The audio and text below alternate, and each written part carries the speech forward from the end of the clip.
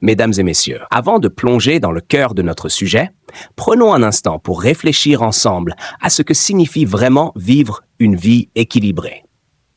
Dans nos sociétés modernes, nous sommes souvent bombardés de messages contradictoires. Travaillez plus pour réussir. Ne négligez pas votre famille. Soyez toujours heureux. N'oubliez pas vos passions. Et au milieu de ce brouhaha, il devient presque impossible de savoir comment avancer sans se sentir épuisé ou coupable. L'équilibre de vie n'est pas un concept abstrait. Il ne s'agit pas de suivre une recette universelle, ni de cocher des cases parfaites. Il s'agit de connaître profondément ce qui compte pour nous, de reconnaître nos forces et nos limites, et de trouver un rythme qui nous permette de marcher sur notre propre fil, avec conscience et sérénité. Imaginez un instant votre vie comme un jardin. Si vous vous concentrez uniquement sur une seule plante, elle peut prospérer, mais le reste du jardin dépérit. Si vous prenez soin de toutes les plantes, en respectant leurs besoins, en équilibrant l'eau, la lumière et les nutriments, alors le jardin devient un lieu de beauté et d'harmonie. C'est exactement cela. L'équilibre de vie consiste à nourrir toutes les dimensions de notre existence. Notre corps, notre esprit, nos relations, nos passions, et à leur donner l'attention qu'elles méritent.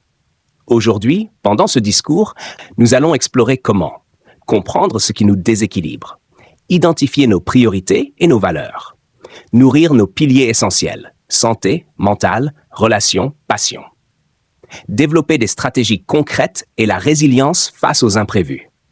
Nous ne chercherons pas la perfection. Nous chercherons l'harmonie, la conscience et la capacité de marcher avec assurance sur notre fil de vie, même quand le vent souffle. Je veux commencer par une image. Imaginez un funambule marchant sur un fil haut au-dessus du vide. Chaque pas est délicat, chaque mouvement compte. Un vent trop fort, un mouvement brusque et l'équilibre est rompu. Nos vies modernes ressemblent souvent à ce fil, entre le travail, la famille, les obligations, les écrans et nos passions, et nous-mêmes. Trouver l'équilibre, c'est apprendre à marcher sur ce fil sans tomber, avec conscience, calme et confiance. Et c'est exactement ce que nous allons explorer aujourd'hui. Partie 1. Comprendre les sources de déséquilibre. Le premier pas pour trouver l'équilibre, c'est de comprendre ce qui le rompt. Nos vies sont remplies de distractions et de pression. Travail qui déborde, notifications incessantes, obligation d'être parfait sur les réseaux sociaux. Tout cela crée un stress invisible qui s'accumule sans que nous nous en rendions compte. Laissez-moi vous raconter l'histoire de Marc. Marc travaillait 60 heures par semaine, dormait à peine 5 heures par nuit et pensait qu'il tenait le rythme. Un matin, il s'est réveillé en larmes, incapable de trouver la motivation pour sa journée. Le déséquilibre s'était installé silencieusement. Le stress n'affecte pas seulement l'esprit, il attaque aussi le corps. Fatigue chronique, troubles du sommeil, anxiété. Pourtant, nous continuons souvent à courir après ce rythme insensé.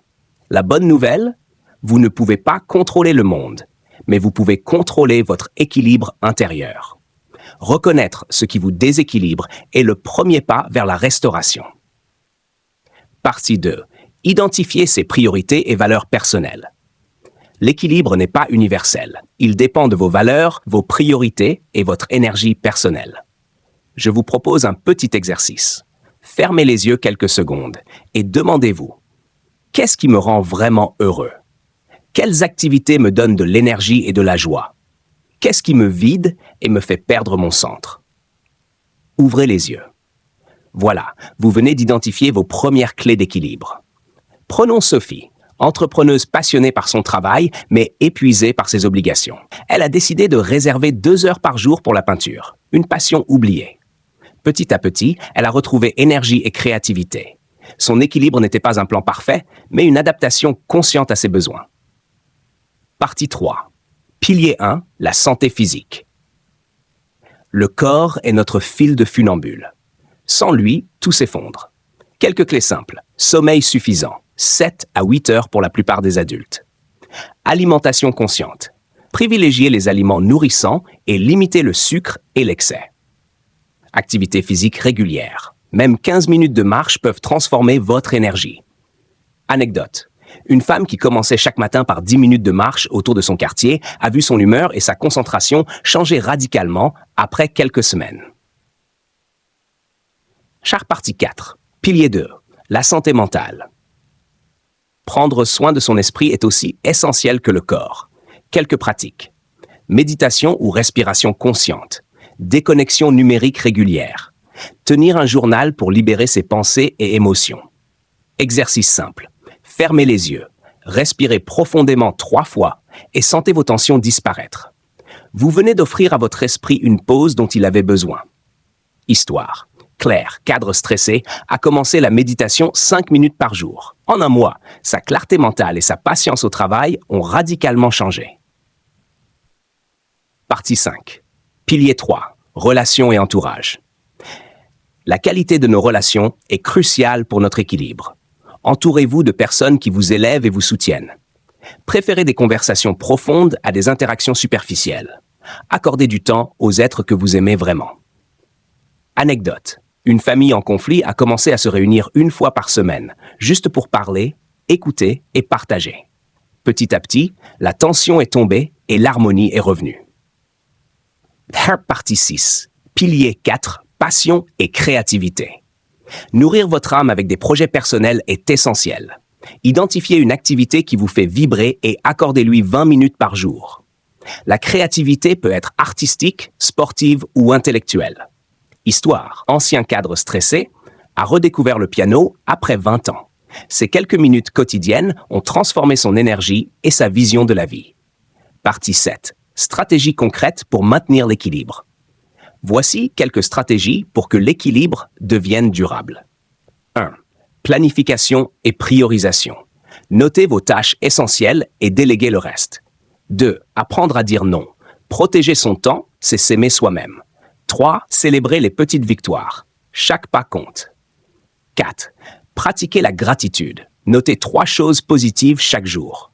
Anecdote. Un entrepreneur a commencé à dire non à 3 réunions par semaine et a retrouvé productivité et énergie. Partie 8. Trouver l'équilibre face aux imprévus. La vie est imprévisible. Crise, changement, perte, ce sont des tests de notre équilibre. Exemple, Paul, licencié, a utilisé cette épreuve pour se réinventer. Il a réévalué ses priorités et créé un quotidien plus équilibré. Exercice mental. Imaginez une tempête, puis visualisez comment vous resteriez centré. Cela vous prépare à gérer l'imprévu avec sérénité. Partie 9. Développer la résilience et l'acceptation. La résilience est la capacité à rebondir après les difficultés. Respiration, visualisation, autocompassion et soutien social. Exemple, une femme a surmonté une maladie grave en réévaluant ses priorités et en créant un quotidien équilibré. Accepter ce que nous ne pouvons pas changer permet de préserver notre équilibre et d'avancer plus fort. Partie 10. Construire une vie équilibrée jour après jour. Pour résumer, reconnaître ses déséquilibres, identifier ses priorités et valeurs, nourrir les 4 piliers, santé physique, mentale, relations et passion, adopter des stratégies concrètes et développer résilience. Citation finale. La vie ne consiste pas à attendre que l'orage passe, mais à apprendre à danser sous la pluie. Aujourd'hui, faites un engagement simple, un petit pas vers votre équilibre, dès aujourd'hui. Que ce soit marcher 10 minutes, dire non à une obligation inutile ou passer du temps avec un être cher. Chaque pas compte. Mesdames et messieurs, après avoir parcouru ensemble ces 10 parties, prenons un moment pour regarder l'ensemble de ce chemin. Nous avons commencé par comprendre ce qui déséquilibre nos vies, appris à identifier nos priorités, exploré nos piliers essentiels et découvert des stratégies pour maintenir cet équilibre au quotidien. Nous avons aussi parlé de résilience et d'acceptation, car aucune vie n'est exempte de défis. Mais ce que je souhaite surtout que vous reteniez, c'est ceci. L'équilibre n'est pas un objectif ponctuel, c'est un processus vivant, en constante évolution. Il ne s'agit pas de créer un instant parfait et immuable. Il s'agit d'observer votre fil, de sentir chaque pas, d'apprendre à anticiper le vent et à danser avec lui. Il s'agit de choisir chaque jour d'accorder du temps à ce qui nourrit votre esprit, votre corps, vos relations et vos passions. Je vous invite à transformer chaque petit geste en une pierre pour bâtir votre équilibre. Prendre un moment pour respirer, dire non à ce qui vous épuise, partager un vrai moment avec un être cher ou simplement marcher et ressentir le monde autour de vous. Tous ces gestes répétés deviennent un style de vie. Et souvenez-vous, Vous n'êtes pas seul sur ce fil. Chacun de nous cherche, parfois maladroitement, à trouver son équilibre.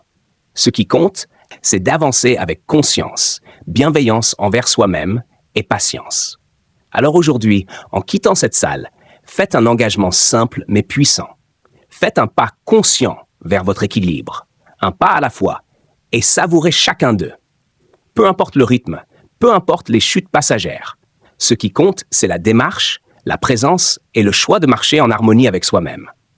Merci à vous pour votre attention, votre écoute et votre ouverture. Que chacun reparte avec la certitude que trouver son équilibre est possible et que vous méritez de marcher sur votre fil avec confiance, sérénité et joie.